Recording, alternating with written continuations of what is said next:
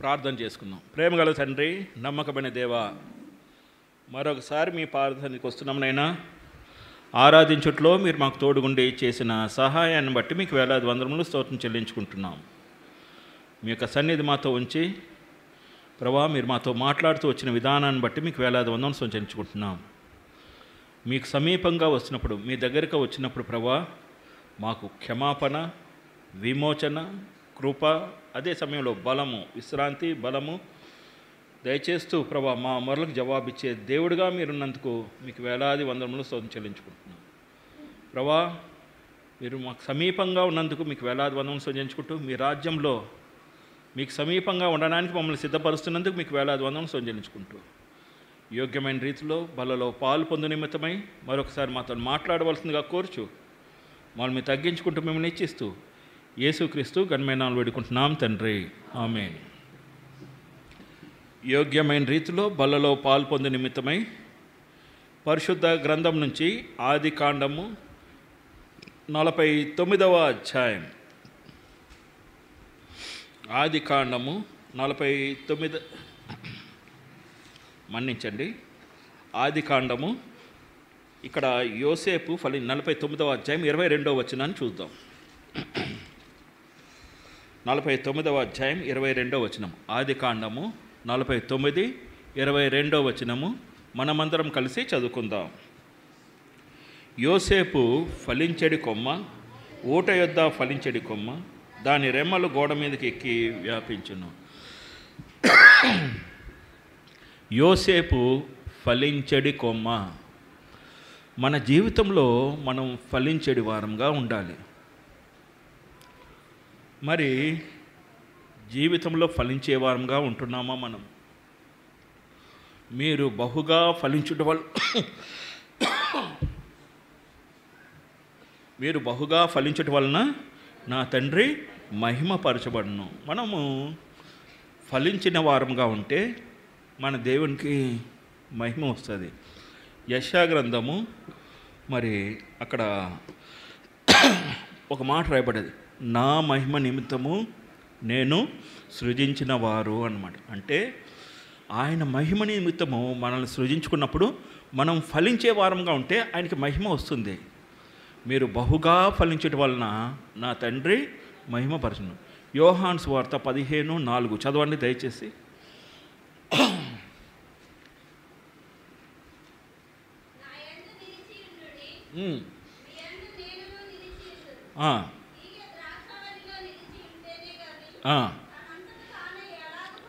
తీగ ద్రాక్షావళిలో నిలిచి ఉంటే కానీ తనంతా తాను ఎలాగూ ఫలింపదో, అలాగే నా యందు నిలిచి ఉంటే కానీ మనము ఆయనలో ఉంటే ఫలించే వారంగా ఉంటాం. యోసేపు ఫలించెడి కొమ్మ అంటే ఎలా ఫలించాడు? దేవునితో సహవాసం చేస్తూ, దేవునితో సహవాసం చేస్తూ మరి ఫలించెడి వాడుగా ఉంటున్నాడు. ఈ దినాన్ని యోసేపులో అనేకమైన లక్షణాల్లో 5 ప్రాముఖ్యమైన లక్షణాలు మనం చూద్దాం. 5 ప్రాముఖ్యమైన లక్షణాలు చూసుకొని మనకి ఆ లక్షణాలని మనతో సరి చేసుకొని, అందులో మనం సరి అయిన విధంగా లేకపోతే సరి చేసుకొని ఆ తర్వాత యోగ్యమైన రీతిలో బలలో పాలు పొందే వారంగా ఉంటాం. మొట్టమొదటిగా యోసేపు యొక్క లక్షణం ఆది కాండము 37వ అధ్యాయం 12-13 వచనాలు. మన్నించండి, కొద్దిగా దగ్గు ఎక్కువగా ఉంది ఈరోజు నాకు. ఆది కాండము 37వ అధ్యాయం 12-13 వచనాలు.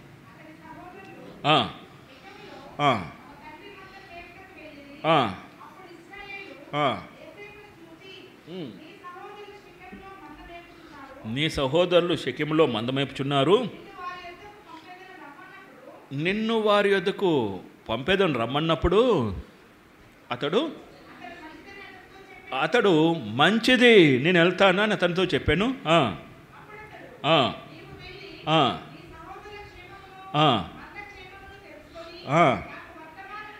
నాకు వర్తమానం తెమ్మని అతనితో చెప్పి హెబ్రోను లోయ నుండి.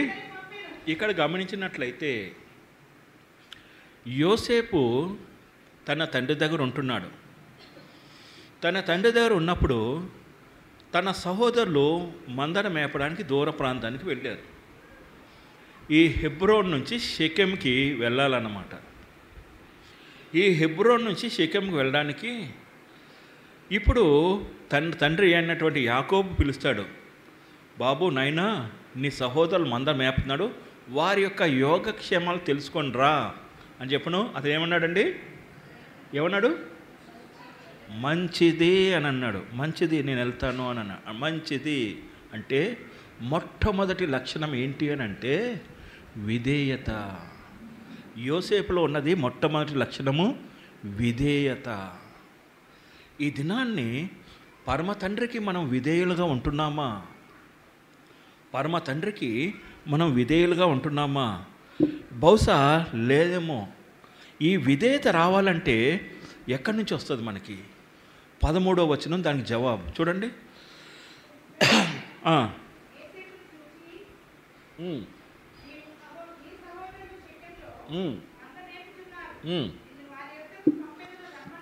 ఇప్పుడు 14వ వచనం చదవండి.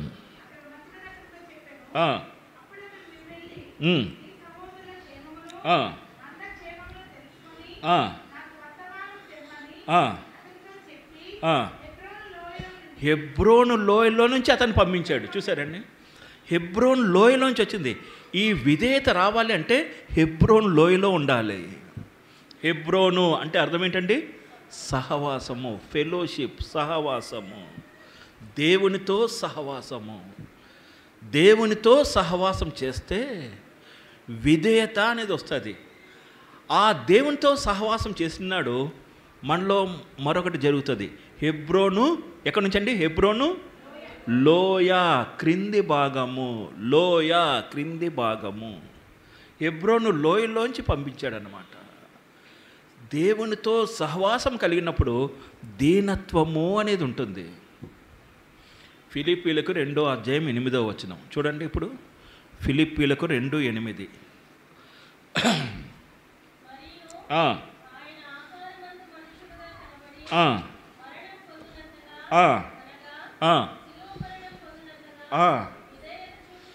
విధేయత చూపినవాడై తను తగ్గించుకున్నవాడుగా ఉంటున్నాడు.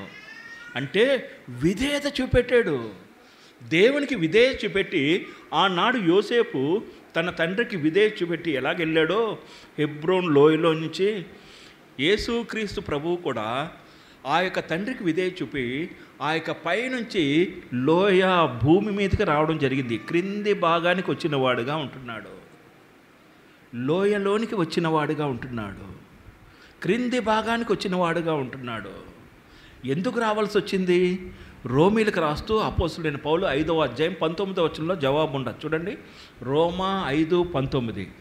ఒకని అవిధేయత వలన, ఎలయనగా ఒక మనిషిని అవిధేయత వలన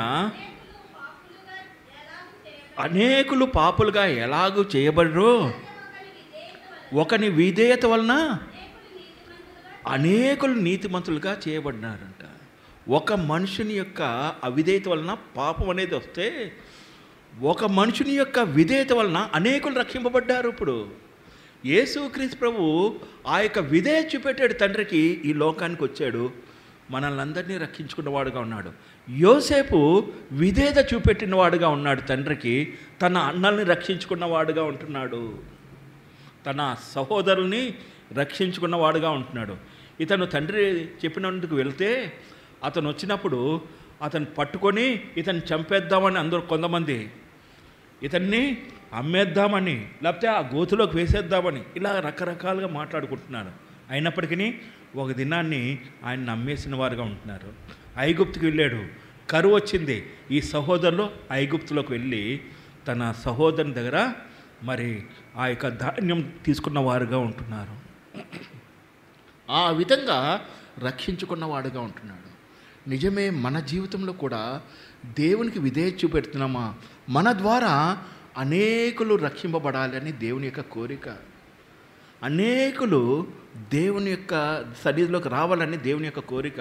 కానీ మనమే దేవునికి విధేయత చూపట్లేదేమో, అనేక మార్లు అవిధేయులుగా ఉన్నామేమో, దేవుని చెప్పిన పనికి సరి అయిన విధంగా చేయలేకపోతున్నామేమో, అనేక విధాలుగా మనం దేవుని నామానికి అవమానం తెచ్చేవారంగా ఉంటున్నామేమో. మన యొక్క అవిధేయతను బట్టి దేవునికి అవమానం తెచ్చేవారంగా ఉంటున్నామేమో. ఈ దినాన దేవుడు మనతో మాట్లాడితే మొట్టమొదటిగా మనము అవిధేయత నుంచి విడిపింపబడి, ప్రభువా నీకు విధేయుడుగా ఉన్నాను, నువ్వు చెప్పినట్లు నేను చేస్తాను, నీ చిత్తము నెరవేర్చుతాను నేను. యేసుక్రీస్తు ప్రభు ఒక మాట అంటాడు. ఏమంటాడంటే లూకా సువార్త 21లో మరి చూద్దామంటే ఒకసారి. లూకా సువార్త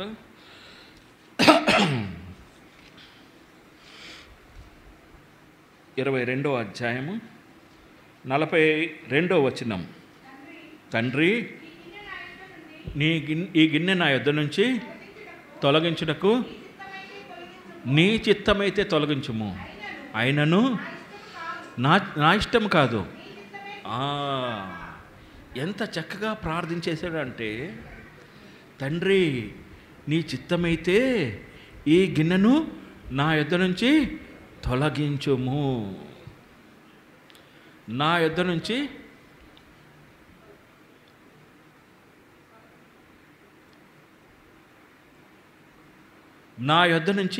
తొలగించుము అని ప్రార్థన చేసిన తర్వాత తండ్రి దగ్గర నుంచి జవాబు రాలేదు.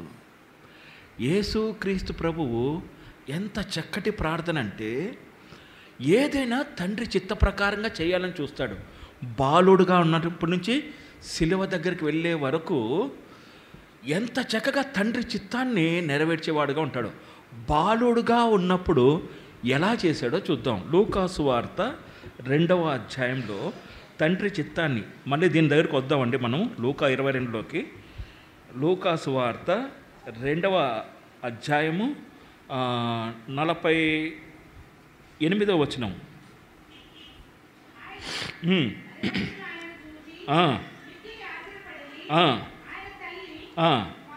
కుమారుడా ఎందుకు ఇలాగ చేసేటివి? ఇదిగో నీ తండ్రియు నేనును ఆయనతో చెప్పగా, ఆయన మీరేలా నన్ను వెదుగుచుంటరి? నా తండ్రి పనుల మీద ఉండాలని మీరు ఎరగరా అని వాడితో చెప్పు. ఇక్కడ చూడండి, వాడుకు చెప్పున ఎవ్రీ ఇయర్ ప్రతి సంవత్సరము దేవాలయానికి వెళ్ళి ఆ పండుగను ఆచరించి వస్తూ ఉంటారు. ఈ వాడుకు చెప్పున వెళ్తూ బాలుడుకున్న యేసుక్రీస్తు ప్రభు కూడా తల్లిదండ్రులతో పాటు వెళ్ళాడు. వెళ్ళిన తర్వాత మరి తల్లిదండ్రులు వచ్చేస్తూ ఉంటే బాలుడుగా ఉన్న యేసుక్రీస్తు ప్రభు అక్కడ ఉండిపోయాడు, దేవాలయంలో ఉన్నాడు. విన్నప్పుడు అక్కడ మరి వీళ్ళందరూ తల్లిదండ్రులు చూస్తారు, ఎక్కడ జనసమూహం లేడు, మధ్యలో ఎక్కడో ఉన్నాడేమో అనుకుంటారు. అని వెళ్తే ఎక్కడా కనబడిపోయేసరికి మళ్ళీ తిరిగి దేవాలయంలోనికి వస్తే అక్కడ యేసుక్రీస్తు ప్రభు ఉంటాడు. బాలుడుగా ఉన్న యేసుక్రీస్తు ప్రభు అనేక ప్రశ్నలను అడుగుతూ, చాలా విషయాలు మాట్లాడుతూ, వింటూ అన్నీ ఉంటున్న సమయంలో తల్లిదండ్రులు, కుమారుడా ఎందుకు ఇలా చేస్తావు? నేను తండ్రి ఇద్దరము దుఃఖపడుతున్నాం కదా అంటే ఏమంటాడండి, నేను నా తండ్రి పనుల మీద ఉండాలని మీకు తెలియదా అని అడుగుతున్నాడు. అని చెప్పిన తర్వాత 51వ వచనం చూడండి. 51 వారితో కూడా బయలుదేరి, గమనించండి, వారితో కూడా బయలుదేరి నజరేతునికి వచ్చి వారికి లోబడి ఉండెను. పరిశుద్ధాత్మ దేవుడు ఎంత చక్కగా లిఖిస్తాడు అంటే, నా తండ్రి పనుల మీద ఉండాలని మీకు తెలియదా అన్న క్రీస్తు ప్రభువు, బాలుడుగా ఉన్న క్రీస్తు నా తండ్రి పనుల మీద ఉండాలని మీకు తెలియదా అని మరి మందిరంలోనే ఉండిపోవాలి. కానీ మరి వెంటనే వెళ్ళిపోయాడు, తల్లిదండ్రులతో పాటు వెళ్ళిపోయి వారికి లోబడి ఉండెను అని మాట రాయబడ్డది. ఎందుకంటే ఈ మాట చెప్పినప్పుడు తండ్రి దగ్గర నుంచి సమాధానం రాలేదు. ఈ మాట చెప్పినప్పుడు నా తండ్రి పనుల మీద మీరు ఉండాలని మీరు ఎరుగరా అన్నప్పుడు తండ్రి ఏమీ మాట్లాడలేదు. ఇది గ్రహించాడు యేసుక్రీస్తు ప్రభు. ఇది గ్రహించి వెంటనే తండ్రి సమాధానం ఇవ్వలేదని చెప్పి వెంటనే వారితో పాటు వెళ్ళిపోయి ఆ యొక్క తల్లిదండ్రుల దగ్గర లోబడి ఉన్నవాడుగా ఉంటున్నాడు. తర్వాత ఇంచుమించు 30 సంవత్సరాలప్పుడు బాప్తీసం తీసుకున్న తర్వాత ఆకాశం తెరవబడి అప్పుడు వచ్చింది మాట ఏంటంటే, ఈయన నా ప్రియకుమారుడు, ఈయన నా ప్రియకుమారుడు, ఈయన యందు నేను. అంటే బాల్యంలో దేవుని యొక్క స్వరం ఆ సమయంలో రానప్పుడు ఎంత చక్కగా లోబడ్డాడో, ఎంత చక్కగా లోబడ్డాడో, అదే సమయంలో 30 సంవత్సరాలకి ఆ దినాల్లో ధర్మశాస్త్రం ఉంది. ధర్మశాస్త్ర ప్రకారంగా 30 సంవత్సరాల తర్వాత దేవుని యొక్క పని చేయడానికి అర్హులుగా ఉన్నది. అందుకని ఇంచుమించు 30 సంవత్సరాలకి ఆయన బాప్తీసం తీసుకొని పరిచర్యను ప్రారంభించే ముందు ఈయన నా ప్రియకుమారుడు అంటే ఎంత చక్కగా దేవుని యొక్క స్వరం విన్నాడో చూడండి. ఇప్పుడు కూడా అదే జరిగింది.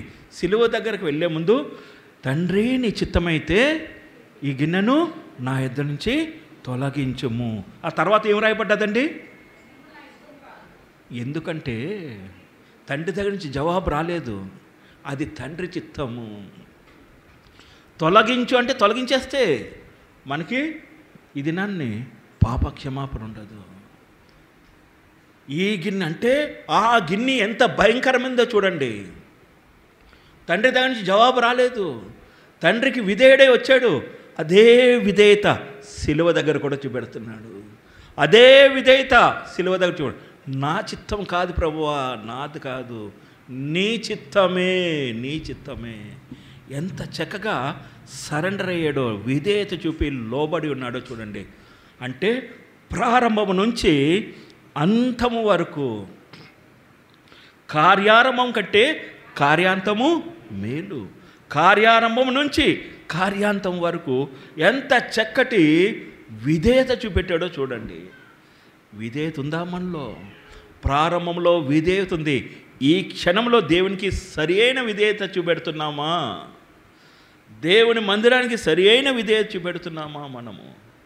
ఒక్కసారి యోగ్యమైన రీతిలో బలలో పాలు పొందుకుందు మనల్ని మనం సరి చేసుకునే వారం ఉందాం. మొట్టమొదటి లక్షణం ఏంటండి? విధేయత. అందుకని అతడు ఫలించెడు కొమ్మ. రెండవదిగా ఆదికాండము 39వ అధ్యాయం 9వ వచనం చూడండి.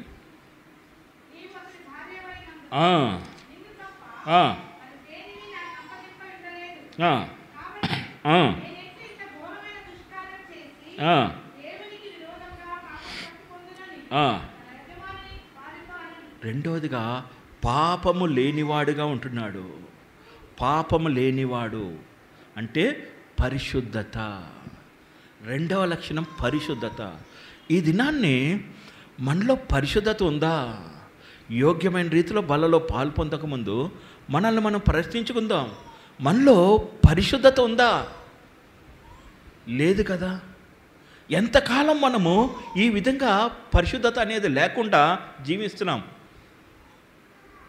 ఈ పరిశుద్ధత అనేది లేకపోతే ఒక దినాన్ని తండ్రిని చూసేవారంగా ఉండం. మనం పరిశుద్ధత కలిగి ఉంటేనే తండ్రిని చూసేవారంగా ఉంటాం. పరిశుద్ధత లేకుండా ఎవరునూ తండ్రిని చూడలేడు. అందుకని రోమీలకు 6:19 ఒక మాట రాయబడ్డా చూడండి. రోమా 6:19. రోమా 6:19. మీ శరీర బలహీనతను బట్టి మనుష్య రీతిగా మాట్లాడుచున్నాను. ఏమనగా అక్రమం చేయుటకై, అపవిత్రతకును అక్రమమునకును మీ అవయములను దాసులుగా ఎలాగో అప్పగించుతారో అలాగే పరిశుద్ధత కలుగుటకై అది మన అవయములను నీతికి దాసులుగా, మన అవయములను, మన శరీరాన్ని దేవునికి అప్పచెప్పేవారంగా ఉంటాం. అందుకనే ఎల్లప్పుడూ ఆత్మకి శరీరానికి పోరాటము. మత్తయి సువార్త 26:41 ఏముంటుందంటే, మీరు మెలకుగా ఉండి ప్రార్థన చేయుడి అంటే తర్వాత ఏం రాయబడ్డదండి? అసలైన మీరు సోదరులు ప్రవేశింపకున్నట్లు మెలకుగా ఉండి ప్రార్థన చేయుడి. ఆత్మ సిద్ధమే కానీ శరీరం బలహీనము.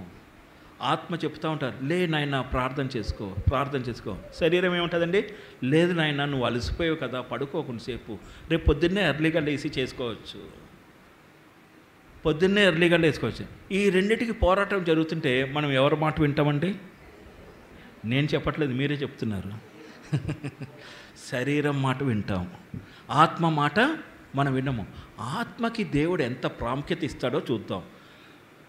ఆదికాండము 2:7 దేవుడైన యెహోవా నేల మంటితో నరుని నిర్మించి వాని నాసికారంధ్రంలో జీవవాయు నోదగా నరుడు జీవాత్మ. ఈ ఆత్మ దేవునిది. మనలో ఉన్న ఆత్మ దేవుని దగ్గరికి వెళ్తుంది. ఈ ఆత్మ చెప్తున్న మాట మనం వినము. యేసుక్రీస్తు ప్రభు ఎంత చక్కగా వివరించాడంటే, ఆయన ప్రసంగం చేసినప్పుడు మొట్టమొదటిగా ఏమన్నాడంటే, ఆయన దేని గురించి చెప్పాడు కొండ మీద?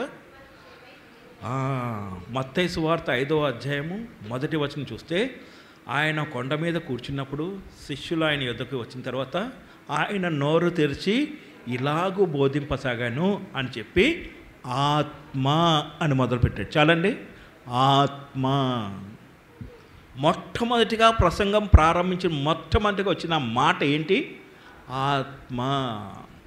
ఈ ఆత్మ చెప్పిన మాట మనం వినాలి. యేసుక్రీస్తు ప్రభువే ఎంత చక్కగా చెప్తాను చూడండి. ఆయన ప్రారంభంలోనే ఆత్మ అని అన్నాడు. మత్తయి 5:2. మత్తయి 5. అప్పుడు ఆయన నోరు తెరిచి ఇలాగూ నోరు తెరిచి బోధింపసాగెను. ఆత్మ విషయమై అది ఆ యొక్క ఆత్మ విషయమై దీనత్వం కలిగిన వారంగా ఉంటే పరలోక రాజ్యానికి మనం వెళ్ళే వారంగా ఉంటాం. అందుకని ఈ దినాన్న ఆత్మ ఏం చెప్తే అది చేద్దాం. ఆత్మ ఏం చెప్తా ఉంటుందండి? లే నాయనా ప్రార్థన చేసుకో. మీ నిమిత్తమై ప్రార్థన చేయకపోతే నేను ఏం చేశానండి? పాపము చేసిన వాడు నగుదును అని సమూయేలు అంటాడు. మనం ప్రార్థన చేయకపోతే, ఇతరుల గురించి ప్రార్థన చేయకపోతే మనము పాపములో పడిపోయినట్టే. నిజమే. ఇక్కడ ఈ యొక్క యోసేపు ఎంత చక్కగా ఉన్నాడు అని అంటే, పాపానికి దూరంగా వెళ్ళిపోతున్నాడు, పరిశుద్ధతకి ప్రాముఖ్యత ఇస్తున్నాడు. ఇది తండ్రి యొక్క చిత్తము నెరవేర్చుట. ఇది తండ్రి యొక్క చిత్తము నెరవేర్చుట. పరిశుద్ధంగా ఉంటే తండ్రి యొక్క చిత్తాన్ని నెరవేర్చే వారంగా ఉంటాం. ఇది సరైనదా కాదా చెప్పండి? మనము పరిశుద్ధంగా ఉంటే తండ్రి యొక్క చిత్తాన్ని నెరవేర్చే వారంగా ఉంటాము. ఇది కరెక్టా కాదా? కరెక్టే. ఎందుకండి? దేవుని వాక్యం కాబట్టి. ఎలా చెప్పగలం? ఇది పరిశుద్ధత అంటే నిజమే దేవుని చిత్తం నెరవేర్చడమే అనేది కరెక్టే అన్నవాళ్ళు ఎలాగా? 1 తెస్సలోనికైలకు 4వ అధ్యాయం 5వ వచనం చూడండి దయచేసి. 1 తెస్సలోనికైలకు 4:5. మీలో ప్రతివాడును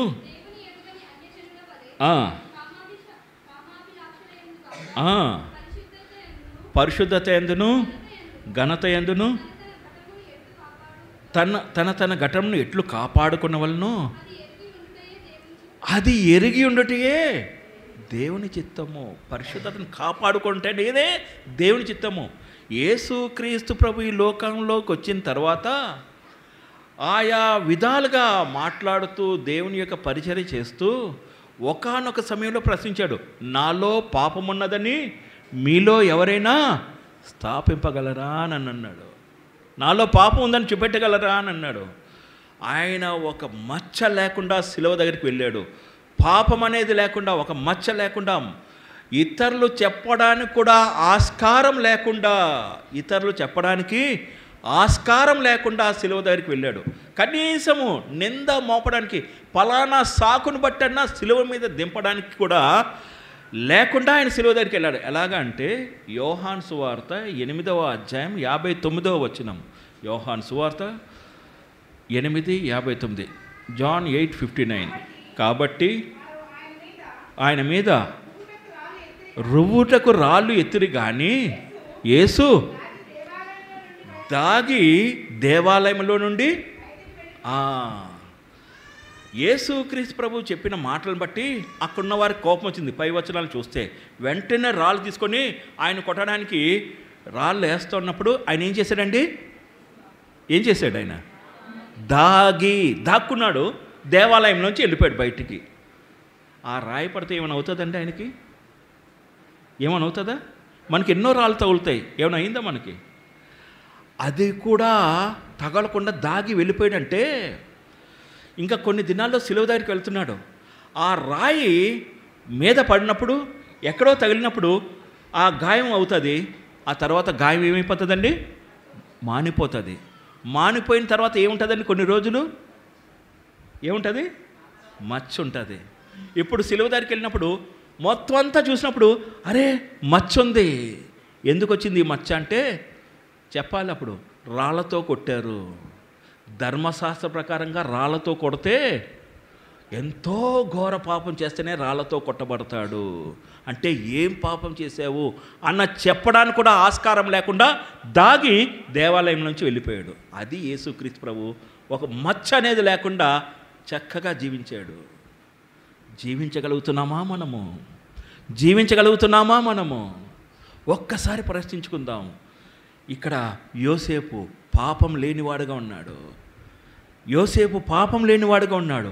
మనము ఒక్కసారి యోగ్యమైన రీతిలో బలలో పాలు పొందకముందు మనల్ని మనం పరీక్షించుకొని సరి చేసుకుందాం. 2 విషయాలు చూసాము. యోసేపు ఫలించెడు కొమ్మలో మొట్టమొదటి లక్షణము విధేయత, రెండవదిగా పరిశుద్ధత, మూడవదిగా ఆదికాండము 41వ అధ్యాయము 16వ వచనం. Book of Genesis chapter 41 verse 16. యోసేపు అది నా వలన కాదు, దేవుడే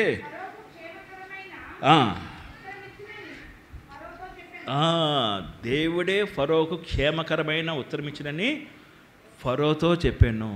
ఇక్కడ అదేంటంటే సందర్భము, ఫరో ఒక కల కన్నాడు. ఈ కల కన్నప్పుడు ఉదయం లేచిన తర్వాత ఆ కళ ఏంటి ఆయనకి ఏం అర్థం అవ్వట్లేదు, చింతిస్తున్నాడు. ఎవరు చెప్తారు. ఇంకా ఆ రోజంతా చింతలో ఉంటే ఒక పానదాయకుల అధిపతి అక్కడ ఉన్నాడు. అరే గుర్తు తెచ్చుకున్నాడు, నేను 2 సంవత్సరాల క్రితం చెరలో ఉన్నప్పుడు నేను భక్ష్యకాడు ఇద్దరము కలల కంటే ఆ కలల భావము ఆ యొక్క జైల్లో ఉన్న యోసేపు చెప్పాడు. అతనికి చెప్పగలడు ఇది అని చెప్పి, రాజా నన్ను మన్నించు, 2 సంవత్సరాల క్రితం నాకు మా ఇద్దరం కలల కంటే కలల భావము యోసేపు చెప్పాడు, మాకు ఆయన చెప్పినట్టుగా జరిగింది కాబట్టి అతను నీకు చెప్పగలడు అంటే వెంటనే యోసేపుని ఫరో పిలిపిస్తాడు. ఆ యొక్క ఫరో ఎదుటి వస్తాడు. నువ్వు కళల యొక్క భావం చెప్పగలవంట కదా, వీరికి జరిగిన విధంగా జరిగిందంట కదా, నువ్వే చెప్పగలవంటే అప్పుడు అంటాడు ఇది నా వలన కాదు, ఇది దేవుని వలన అయింది, నా వలన కాదు. ఈ మధ్యకాలంలో వైజాగ్ వెళ్ళాను, పరిచయ నిమిత్తమే వైజాగ్ వెళ్ళడం జరిగింది. వైజాగ్ వెళ్ళిన తర్వాత అక్కడ స్టీల్ ప్లాంట్ అనే ఒక మందిరం ఉన్నది. ఆ మందిరంలో అయిపోయిన తర్వాత అక్కడ ఒక ఫ్యామిలీ నా దగ్గరికి వచ్చింది. అక్కడున్న బ్రదర్స్తో నేను మాట్లాడుతున్నప్పుడు అక్కడ ఫ్యామిలీ నా దగ్గరికి వచ్చింది. ఫ్యామిలీ వచ్చిన తర్వాత వారు ఏమంటున్నారంటే, ఈ బ్రదరు ప్రార్థన చేయడం బట్టి నా యొక్క కోడలికి ఉద్యోగం వచ్చింది అని చెప్పారు వాళ్ళు.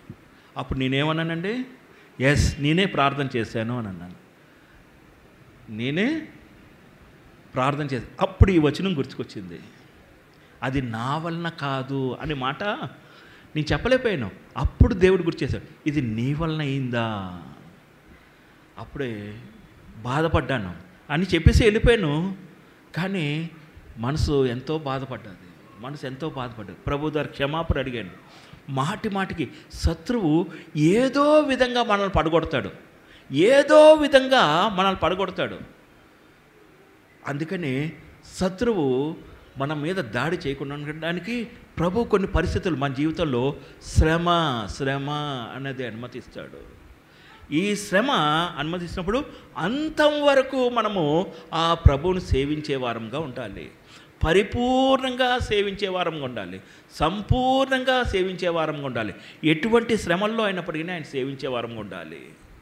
అందుకనే ముళ్ళు అనేది మన జీవితంలో పెడతాడు. ఇందాక చూసాం మనం, ముళ్ళు లేకపోతే అటు ఇటు తిరుగుతూ ఉంటాం. ముళ్ళుంటే సరిగ్గా ఆ వాక్యాన్ని గ్రహించుకొని ముందుకు వెళ్ళే వారంగా ఉంటాం. నిజమే, ఇప్పుడు ఎంత చక్కగా చెప్తున్నానండి. అది నా వలన కాదు, అది దేవుని వల్లనే అవుతుంది. అంటే మూడవదిగా యోసేపులో ఉన్న లక్షణము దేవుణ్ణి ఘనపరిచేవాడు. ఘనపరుస్తున్నామా మనము? 1 సమూయేలు 2వ అధ్యాయము 30వ వచనం. 1 Samuel 2nd chapter verse 30.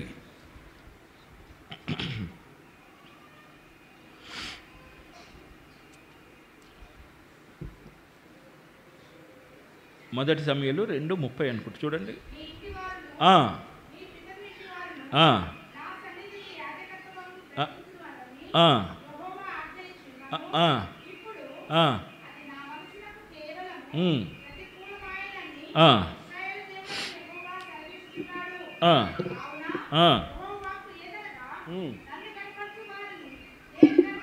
నన్ను గణపరచువాన్ని నేను గణపరచేదను.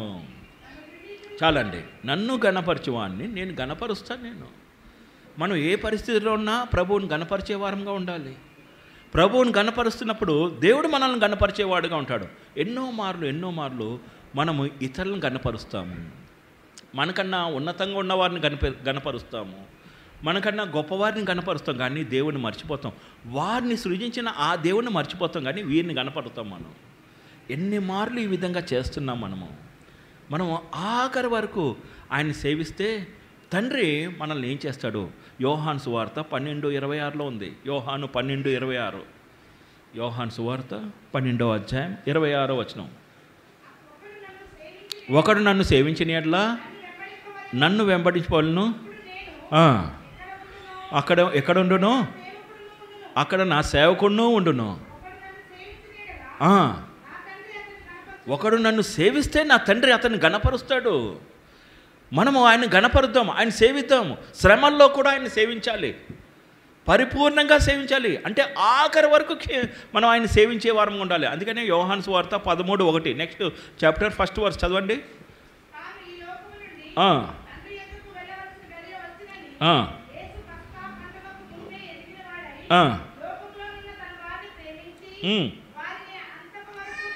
అంతము వరకు ప్రేమించెను. కింద ఏమైనా నెంబర్ ఉందండి? సంపూర్ణముగా అంటే అంతేనండి. పరిపూర్ణంగా, సంపూర్ణంగా అంటే అంతము వరకు. పరిపూర్ణంగా అంటే అంతం వరకు మనం ఆయన సేవించాలి. అంతే. ఆ క్షణము పరలోకము యజమానుని దగ్గర చేరే వరకు మనము ఆయన సేవిస్తూనే ఉండాలి. ఇది తప్పదంతే. ఇదే ఆయన గణపరచడం. చేస్తున్నామా మనం? ఇది ఆయన గణపరిచే వారంగా ఉన్నామా? 3 విషయాలు చూసాం. 4వ విషయం సమయానుసారంగా నేను తొందరగా ముందుకు వెళ్తున్నానండి. సమయానుసారంగా 4వ విషయము 45వ కీర్తన, మన్నించండి, ఆదికాండము 45వ అధ్యాయము 24వ వచనం. సాగనంపి వారు బయలుదేరుచుండగా మార్గమందు. ఇప్పుడు ధాన్యం అంతా ఇచ్చి తండ్రి దగ్గర పంపించినప్పుడు యోసేపు బయలుపరుచుకున్నాడు. నేనే యోసేపుని అని బయలుపరుచుకున్నాక వారితో అంతా సంతోషంగా గడిపిన తర్వాత ఇప్పుడు వారి దగ్గరికి పంపిస్తున్నాడు అనమాట. పంపిస్తూ ఏమంటున్నాడంటే, తండ్రి దగ్గర పంపిస్తూ, మార్గమందు మీరు కలహపడకూడదు. వీరికి నిజంగా కలహం వస్తుందా? సహోదరులకు చెప్పండి. గొడవలు వస్తాయా? రావా? రావు. ధాన్యం ఉంది, ఏది సంపాదించ అంత. మరి ఎందుకన్నాడు ఆ మాట? కలహపడకూడదు అని అన్నాడు. ఎందుకన్నాడు అని అంటే, వీళ్ళందరూ నడుచుకుంటూ వెళ్తారు. యోసేపు బయలుపడి ఏం చేస్తాడో మనకు తెలియదు అనుకుని వెళ్తూ ఉంటారు. అరే, నేను చెప్పాను కదా ఆ రోజు చంపేయమంటే నువ్వేం చేశారా? గోతులో వేయమన్నావు. నువ్వే కదా చేసావన్నాను ఒకడంటే, ఇంకోటి అంటాడు నేను గోతులో వేయమన్నాను, లేకుంటే అలా ఉంటే చనిపోతాడని చెప్పాను కదా, అది కూడా మీరు చేయలేదని ఇంకోటి అంటాడు. చంపేసి అమ్మేసా కదా, ఈడు అమ్మేశాడు కదా, వాడి వల్ల ఇదంతా జరిగింది అని ఒక్కొక్కడు అలా కొట్టుకుంటారా లేదా? చెప్పండి. కలహము. ఒక చిన్న కారణం చూడండి. కోళ్ళు ఎలా ఉంటాయి అంటే, గ్రామాల్లో ఉంటాయి. ఈ గ్రామాల్లో కోళ్ళు పెంచుకున్నప్పుడు అవి చూస్తూ ఉంటాం. ఒకటి ఎక్కడో ఉంటుంది, ఇంకోటి ఎక్కడో. సడన్గా ఒకటో చూసుకొని పరుగున వచ్చి పొడుచుకుంటాయండి, ఫైట్ చేసుకుంటూ ఉంటాయి. ఎందుకంటే నేను గొప్ప అని ఫైట్ చేసుకుంటారు. ఆ కోడి మాంసం తిని ఈవేళ రేపు అందరూ అలాగే గొడవలు పడుతున్నారా లేదా చెప్పండి. అందుకని నేను కోడి మాంసం తినడం మర్చిపోయాను, నేను తినట్లేదు ఈ మధ్యని.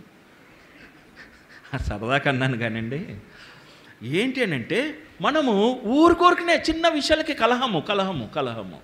ఎంతకాలం ఇలా కలహం పట్టుకుంటాం మనం? ఎంతకాలం ఈ విధంగా కలహాలకు వెళ్తాం మనం? ఈ దినాన్ని కలహానికి అంటే యోసేపులో ఉన్న 4వ లక్షణము సమాధానం ఇచ్చేవాడు. గమనించండి, సమాధానం ఇచ్చేవాడు. ఫలించేవాడుగా ఉండాలి అంటే సమాధానం ఇచ్చేవాడుగా ఉండాలి. యేసుక్రీస్తు ప్రభు లూకాసు వార్త 2:14 తానకిష్టులైన మనుషులకు భూమి మీద సమాధానం ఇవ్వడానికి ఈ లోకానికి వచ్చాడు. 4 విషయాలు చూసాము. మొట్టమొదటిగా యోసేపు యొక్క లక్షణము విధేయత, రెండవదిగా పరిశుద్ధత, మూడవదిగా దేవుణ్ణి గణపరిచేవాడు, 4వదిగా సమాధానం ఇచ్చేవాడు, కాబట్టి ఫలించేవాడుగా ఉన్నాడు. 5వదిగా చివరిగా ప్రాముఖ్యమైన చెప్పి 5 నిమిషాల్లో నేను ముగిస్తాను. 5వదిగా చివరిగా ప్రాముఖ్యమైనది ఆదికాండము 50వ అధ్యాయము 20 ఆఖరి వచనం చదవండి. 26వ వచనం.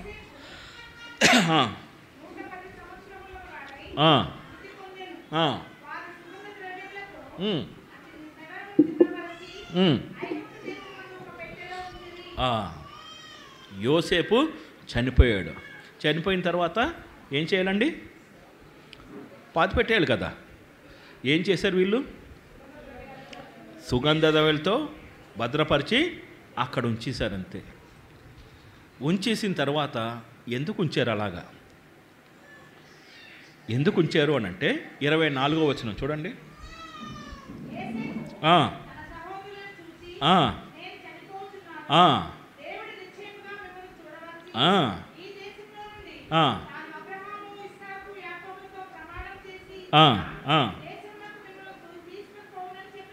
మరి తర్వాత వచనం కూడా 25 చూడవచ్చును.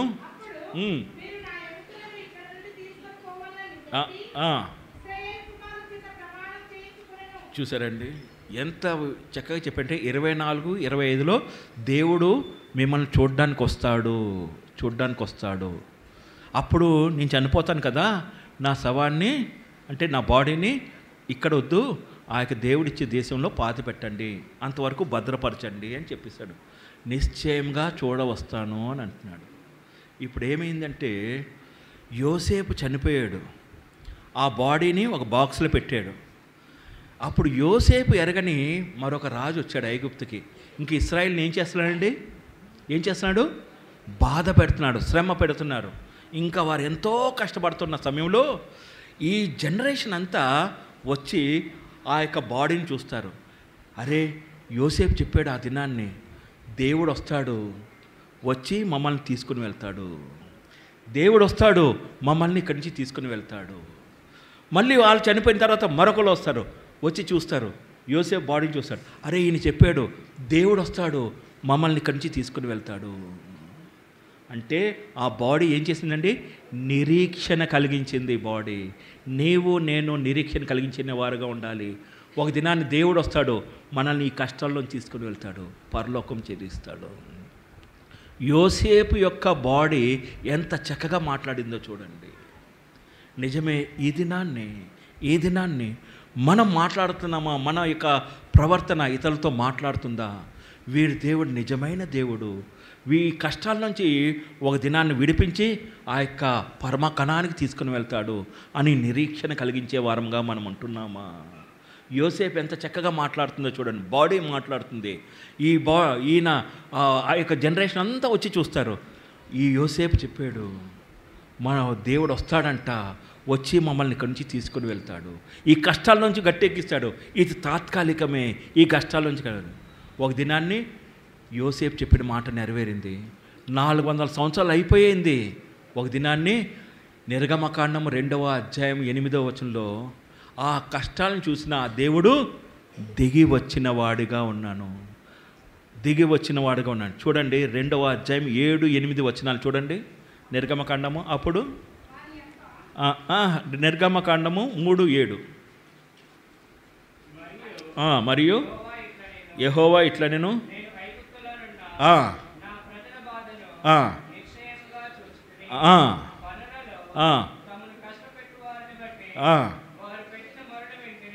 ఎనిమిదవ వచనం ఆఖరి 2 లైన్లు చదవండి. ఇప్పుడు 8వ వచనం.